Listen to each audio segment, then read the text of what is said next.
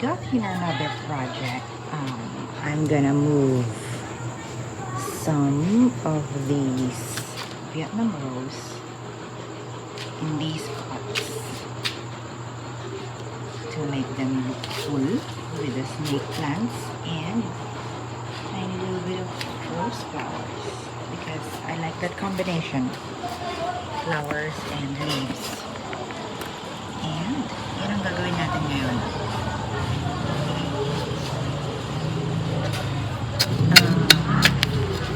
But I'm not gonna show you the entire process because that would be so boring. I'm just gonna do it. It's nighttime and I'll show it to you after I'm done. So here is a tip. Don't throw away broken leaves from your snake plants because snake plants are succulent. Oh, ang bira, hindi nagre-record. Okay, so here's a tip. Don't throw away the roots, the leaves, broken leaves from your snake plants because snake plants are succulents and they break their leaves, they can grow roots. So this might turn into a plant, another plant, or plants. We don't know what's going to happen. I really don't know, but you know, they propagate through leaves. You break the leaves and they grow roots. But I just don't know how it's gonna grow. Like, ano tawag doon? Apex, yung gitna niya para maging circle. Ulit siya na plant. So, I don't know. Let's see what happens to this. Nabunot ko siya sa soil. But ibabalik ko ulit. Yan lang. Ayan. So, ayan na siya.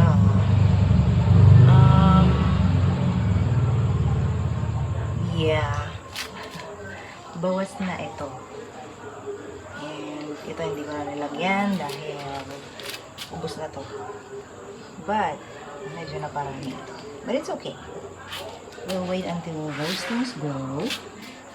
And then, itong sa maliit, maglalagay pa tayo ulit nung nasa gitna.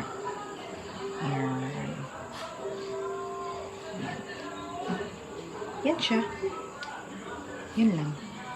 Project of the day. Hopefully, mag-survive ang portulaca, Vietnam rose, katabi ang Sansevieria, golden honeyeye, dwarf, I guess, kung tama ang pangalan. But, that's gonna look great kapag namumulaklak na sila at kapag marami na. Yun lang. That's it for today. And have a good day. And I'll see you in the next video. Bye!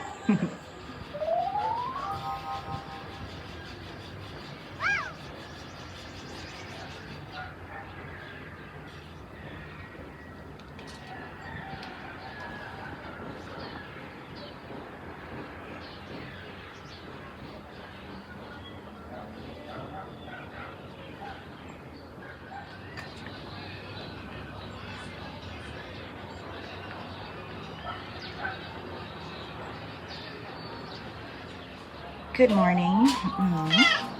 Did I say I'm back in Baguio? And ta-da! So I'm currently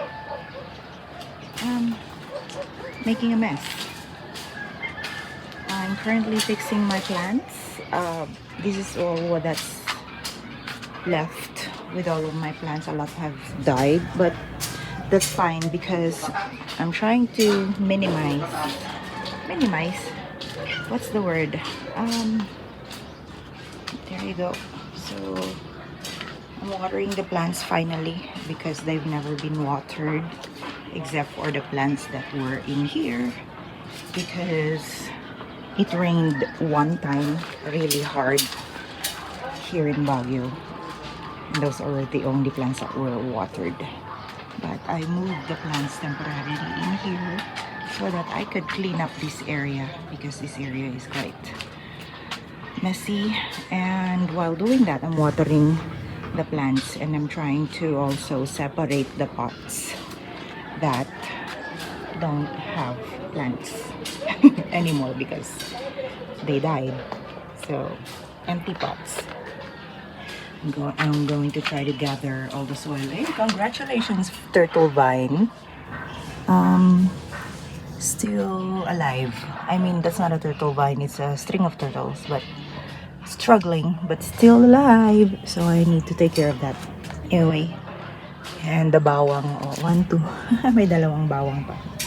Anyway, so what was I saying? So yeah, I'm watering the plants and trying to reorganize them, kind of clean up. And there used to be a shelf in here, right? Ito yung mga yun. So pinagpatong-patong ko lang siya ng mga kahoy dito sa dalawang shelves, and I'm thinking of removing the shelves at the moment because I'm going to just reduce the amount of pots because it's all a mess. And I'm going to try to put, my cats are fighting. Napaka-feisty ng aking blind cat. Hindi niya gusto ang aking OG na mama cat na ano. O, tingnan mo siya.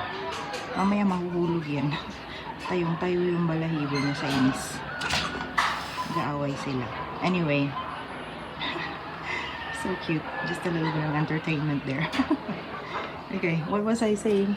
So I'm trying to minimize everything and maybe put the plants together in one big pot.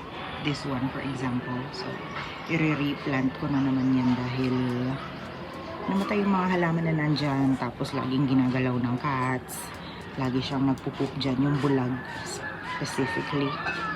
And then this table, I'm gonna use that downstairs because I'm planning to continue selling my fruit soda na natira ko sa Zambales.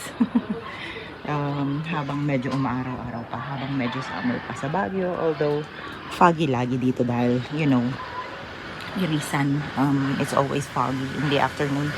Anyway, so yeah, I'm just trying to do all that quietly. Wala kaming kuryente ngayon, and quietly meaning I'm not gonna film everything.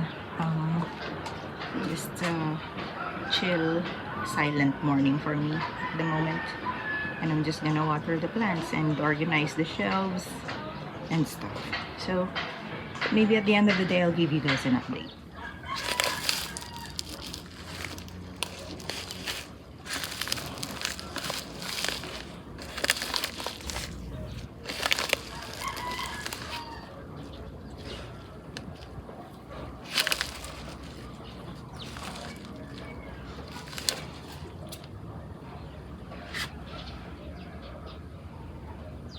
Hey.